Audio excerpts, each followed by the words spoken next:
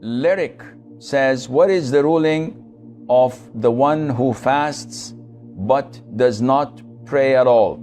Is his fast valid? This is an issue that is frequently asked every single Ramadan. First of all, is it my job to judge people?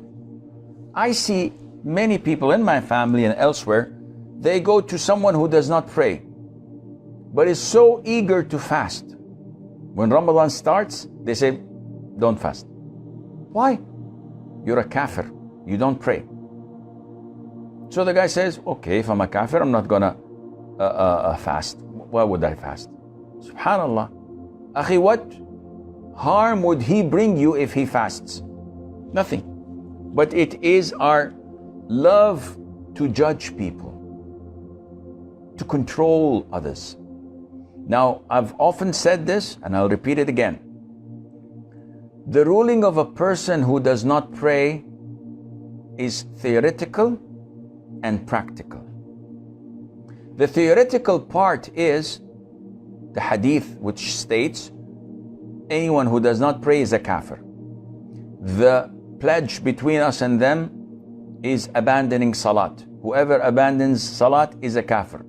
Between man and disbelief or shirk is abandoning salah.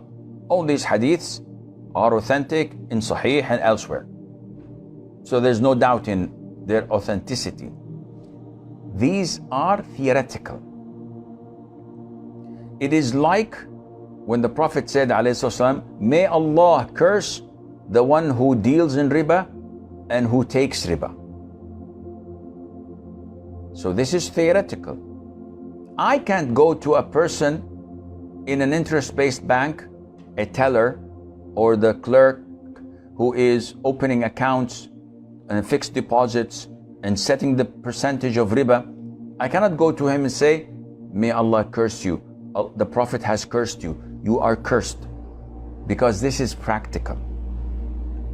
So the theoretical part is, anyone who does not pray is a kafir. The practical part is to identify whether this particular individual, named Ahmad, for example, who does not pray, whether this particular individual named Ahmad, is he a kafir or not? This is the practical aspect of it. So what's the difference? The Prophet said, who doesn't pray is a kafir. Ahmad doesn't pray, then he's a kafir. No.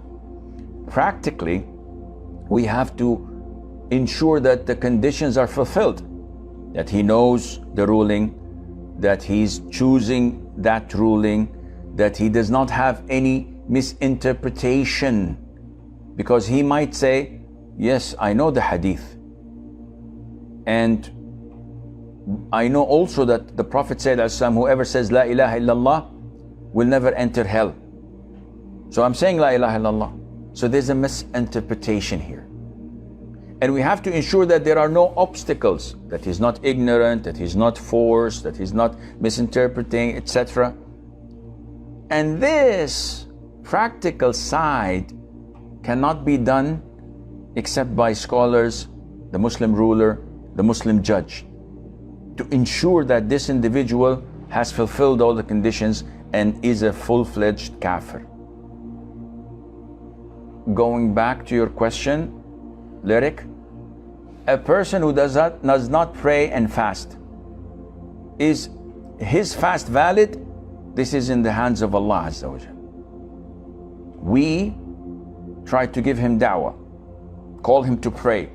We would not repel him from fasting or say, you don't pray, your fast is invalid. No, let him. Fasting will only draw him closer to Allah, and somehow, some way down the line, he will inshallah resume praying.